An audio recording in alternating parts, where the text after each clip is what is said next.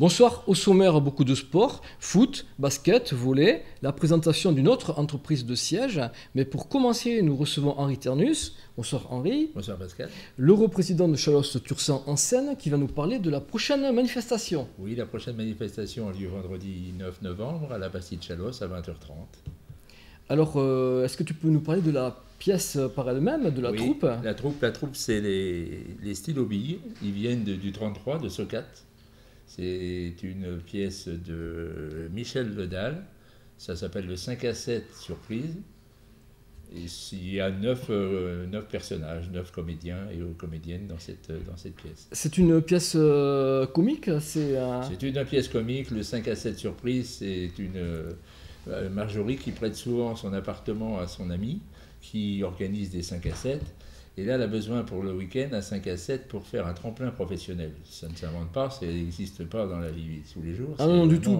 Un tremplin professionnel qui ne va pas se comparer aux promotions canapé. Ah, c'est ça, voilà, tout à fait. Donc, par problème, c'est que ça ne se passe pas très bien. Il y a des soucis pendant ce 5 à 7. Bon, je ne vais pas tout dévoiler parce qu'il y a des rebondissements tout au long de cette pièce qui dure environ 1h30. Voilà. C'est une nouvelle troupe? C'est la première fois que tu les as? C'est la première fois qu'ils viennent. Ils sont du 33. Ils ont vu des articles dans Sud-Ouest et sur Internet aussi, Canal Achat. Et ils m'ont contacté l'année dernière pour savoir s'ils pouvaient venir se présenter à Géton. Et il y a deux avantages, c'est qu'ils viennent donc à la Bastide et en même temps ils vont pouvoir rester dormir, ils dorment à la Crabe, voilà, donc ça permet de faire danser un peu. Et comme ça ils vont découvrir notre joli petit coin. Mais il y a une personne qui est d'Agetmo quand même dans la troupe, c'est comme ça que plus ou moins ça s'est un peu plus décanté parce que. Très bien. Donc tu peux nous rappeler du coup la date, tu peux nous rappeler le principe de fonctionnement bien aussi sûr. Avec les abonnements. Donc la date c'est vendredi 9 novembre à 20h30 à la Bastide Chalosse, à la salle polyvalente. Les tarifs c'est 10 € et gratuit pour les moins de 12 ans. Et on peut avoir aussi par le forfait pour les 9 soirées qui ont lieu sur cette saison, 9 forfaits, 9 billets pour 70 €. Donc il y a les gens qui viennent aussi s'ils sont nombreux, ils bénéficient du tarif je veux dire préférentiel s'ils prennent 9 entrées d'un coup. Voilà. Très bien, tu as une entracte Il n'y a pas d'entracte. Les troupes maintenant, souvent, dans les troupes de théâtre, ils disent qu'un entracte, ça cache tout. Et dans les théâtres parisiens, il n'y a pas d'entracte. Donc il n'y a pas d'entracte. Et bon, souvent, les associations locales aimaient bien faire un petit entracte. Et eux, ils préfèrent boire un pot à la fin et discuter avec les spectateurs. Bon. Donc on va suivre l'exemple parisien. Voilà, tout à fait.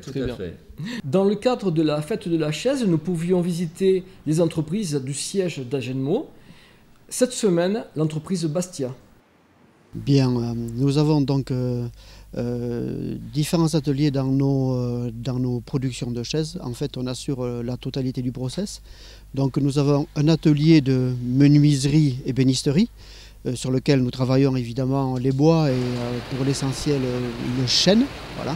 Ensuite nous avons un atelier de finition sur lequel les gens passent les teintes, passent les vernis, font la coloration, le glaçage des bois. Et en dernière partie nous avons un atelier de tapisserie et de couture, voilà, pour toute la finition, parce qu'en général toutes nos lignes de produits utilisent les 3 métiers. Alors sur le site d'Agenmo, il y a 16 personnes qui travaillent dans les ateliers ici. Et au bureau, il y a en plus 8 personnes commerciales réparties sur le territoire français.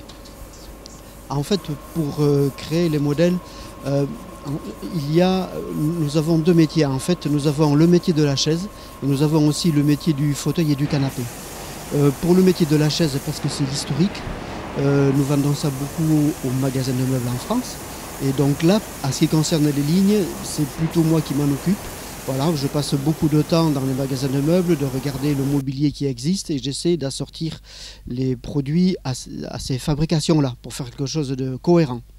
Ensuite, pour ce qui est des fauteuils et des canapés, nous avions monté une nouvelle marque qui s'appelle Bosque, voilà, où on a des lignes ultra contemporaines à base naturelle quand même. Alors là, comme ce n'est pas notre métier d'origine, en fait, nous faisons appel à des designers qui sont originaires du Pays Basque et qui ne sont pas de très loin et qui ont de très bonne réputation et qui nous aident beaucoup dans la ligne des produits. Alors voilà, en fait, 60% du chiffre d'affaires est vendu en France. Ça correspond pour l'essentiel à la fabrication de chaises, notre historique. Mais dans notre nouveau développement Bosque ligne contemporaine, en fait là les réseaux de distribution sont différents. On utilise beaucoup les moyens numériques et en fait on a une représentation internationale là-dessus. Et en fait cette partie-là est exportée à 85%. En fait on devient des métiers relativement rares, mais les gens, les fabricants qui sont là, en fait sont là un petit peu grâce à l'innovation.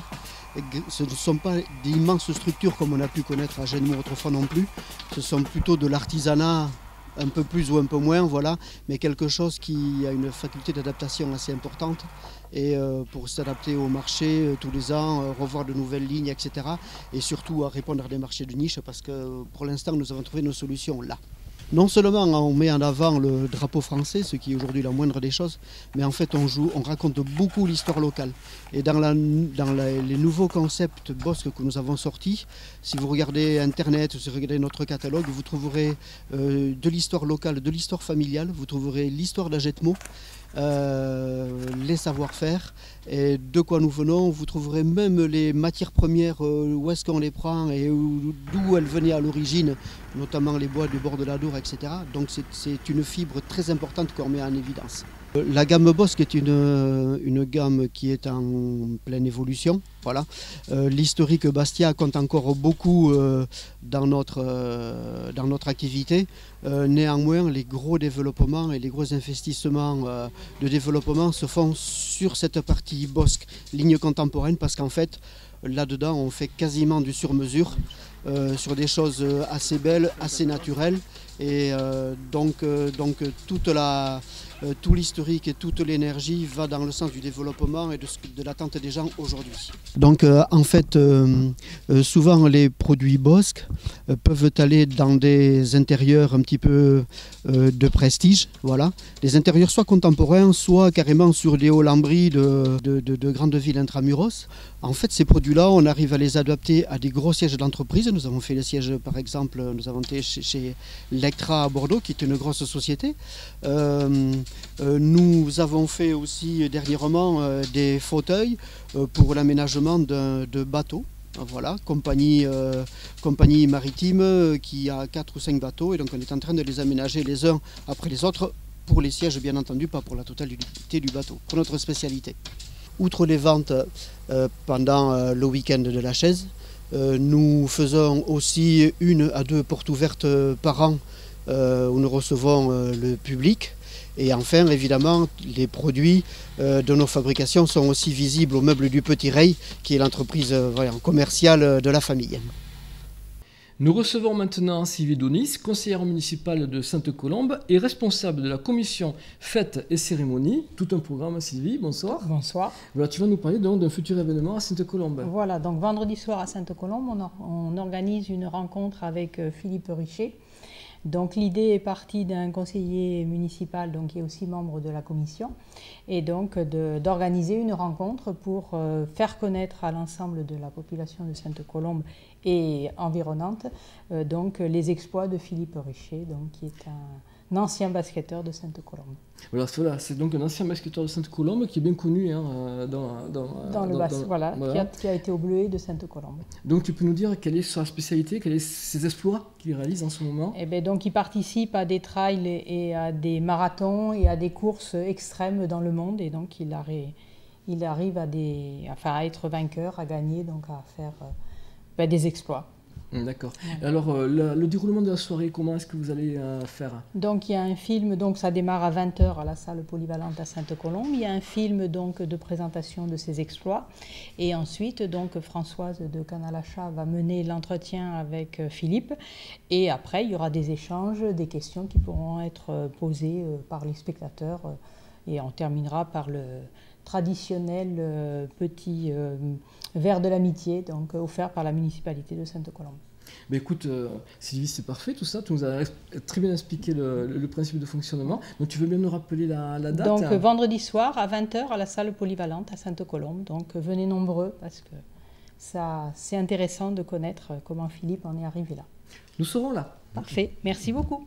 Nous recevons maintenant Philippe Frati. Bonsoir Philippe. Bonsoir Pascal. Président de l'association Doggy Run 40, qui va nous parler du prochain événement. Oui, tout à fait. Donc l'événement à venir, donc c'est le 25 novembre, la 3e édition donc des Lacs d'Alco, qui va se passer donc sur le parcours donc des Lacs d'Alco comme l'an dernier.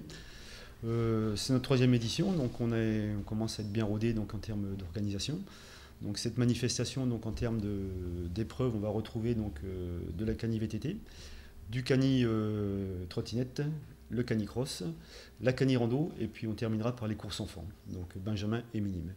Alors les enfants peuvent courir aussi avec leur animal, quoi, je suppose. Voilà, entendu. Tout à fait. Donc les enfants donc, peuvent participer donc, au même titre que les adultes avec leur animal de compagnie. Toujours, donc bien sûr, hein, il faut que l'enfant soit capable de maîtriser donc, et puis d'être capable de gérer son chien par lui-même, quoi. Alors, autrement, donc s'il n'arrive pas, donc il peut se faire aider donc par un adulte hein, qui va l'assister, donc mais en aucun cas donc il faudra qu'il respecte le règlement de course. L'adulte devra se retrouver donc derrière donc l'enfant. Voilà. Et donc on est obligé de courir tout le temps. Il y a de la marche aussi ou pas? Comment ça se passe? Il y a aussi donc les participants hein, qui ne sont pas donc athlètes ou quoi que ce soit, qui veulent se lancer dans cette activité, peuvent s'orienter sur une activité de randonnée, cani-rando, ce qu'on appelle. Donc c'est de la marche, on participe à notre propre allure sur un parcours donc entre 5 et 7 km. Les autres parcours des coureurs, si on peut dire, avec le matériel, sur quelle distance ça sera? Alors pour la trottinette, on est sur une manche de 5 km. Le cani-cross et le cani-VTT, on est sur 7 km 500. La rando, donc on sera entre 6 et 7 km. Et puis les courses enfants, donc c'est 1 km 2 à 2 km 4. La restauration, on démarre des Lacs d'Alco, on revient au Lac d'Alco. Il y a une restauration prévue, comment ça se passe? Oui, donc départ, arrivée donc, au centre équestre des Lacs d'Alco. On a un stand de restauration sur place où on pourra donc éventuellement donc, prendre une collation, donc il y a les sandwichs et puis donc boissons sous le manège. Donc on a toute la partie donc, organisation qui va se dérouler sous le manège donc, du centre équestre. Comment on fait pour s'inscrire? Alors deux possibilités, donc soit vous allez sur la page Doggy Run, donc là il y a un lien qui vous permet donc éventuellement tout de suite de pouvoir faire une préinscription donc en ligne.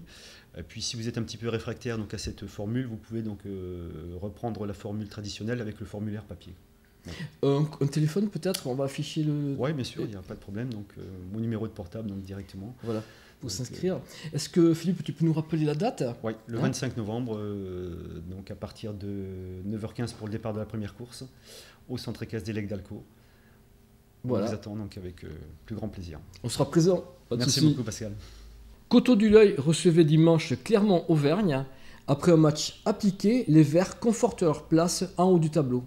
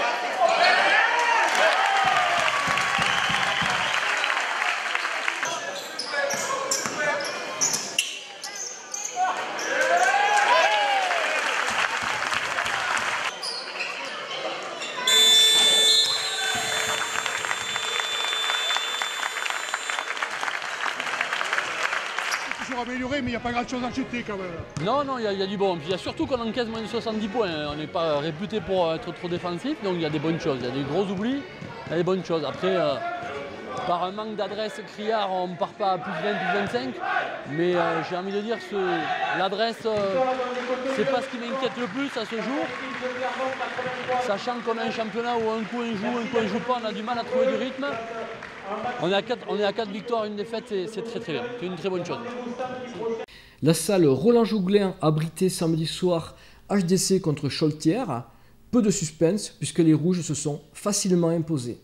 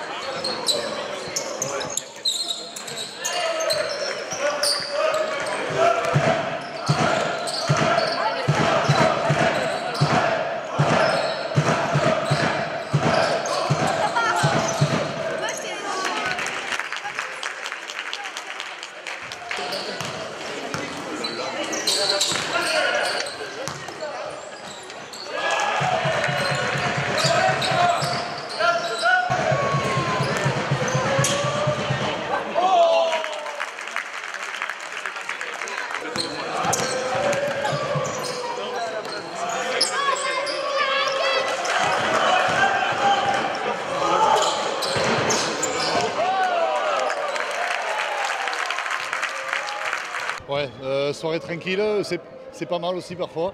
Voilà, l'objectif était d'une part la victoire et de deux, comme on était de retour sur Agenmo, de donner du plaisir aux gens. Je crois que ce soir, même si le score est ample, je pense que les gens ont pu profiter d'actions plutôt sympas. On a su rester sérieux malgré l'écart. Et faire une revue d'effectifs aussi, donc c'est cool. Ceux qui ont un peu moins de temps de jeu ont pu en avoir ce soir et ça je crois que c'est bien pour tout le monde. Ça, ils ont montré ce qu'ils savaient faire. Exactement, et comme tu le dis très bien, là, les supposées rotations ont été performantes ce soir, donc c'est tout positif. En dépit de leur investissement et des conseils avisés de leur entraîneur, les joueuses de volley agenmosiennes s'inclinent 3-0 contre Albi.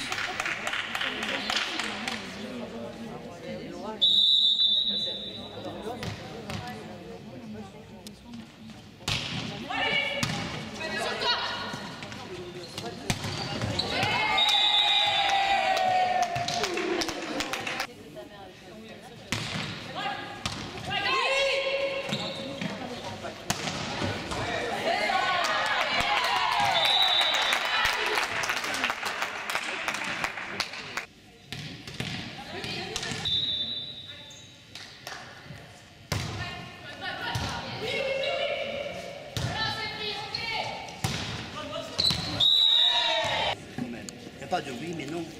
Quelques ballons. Hein, on n'est pas assez méchants. Depuis le début de saison, vous n'êtes pas assez méchants, vous n'êtes pas assez compétitifs.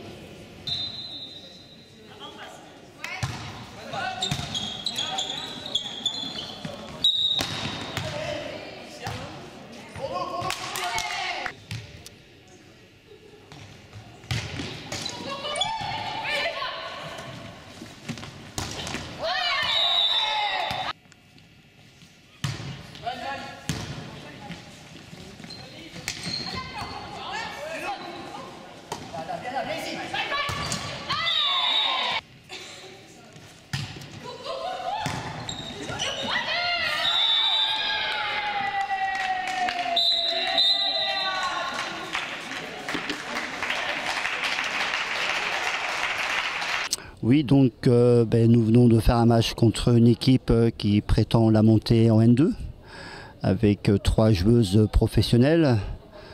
Donc nous avons pris 3-0, étant dominés dans tous les compartiments de jeu. Mais nous avons resté combatives au niveau du collectif, sachant que j'ai perdu ma passeuse prioritaire à l'échauffement avec une luxation du doigt.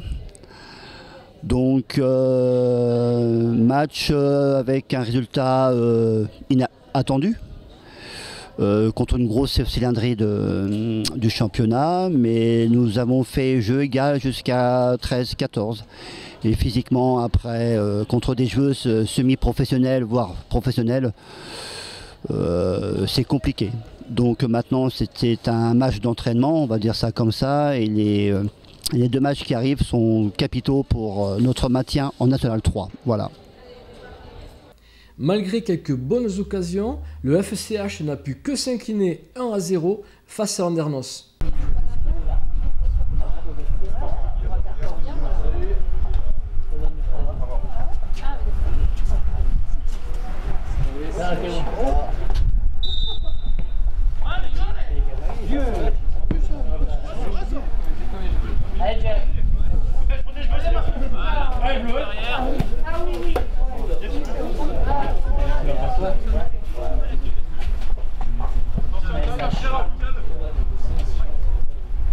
Allez, bleu, allez.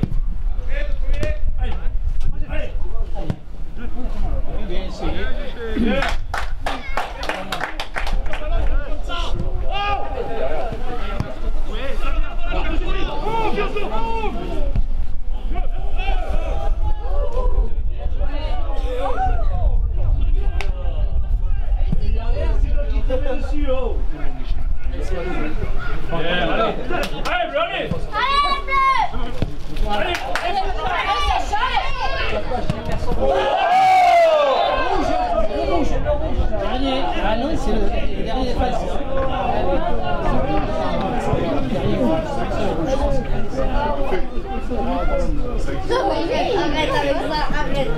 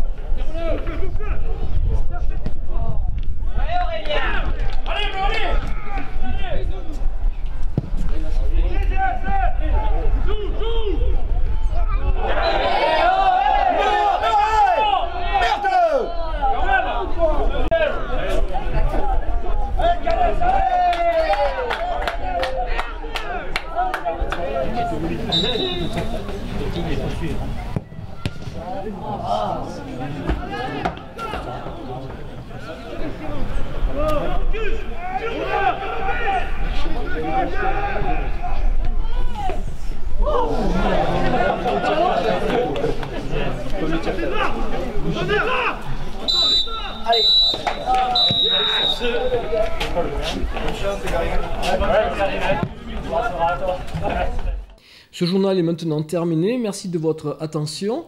N'hésitez pas à commenter et pensez au pouce bleu. Merci, à la semaine prochaine.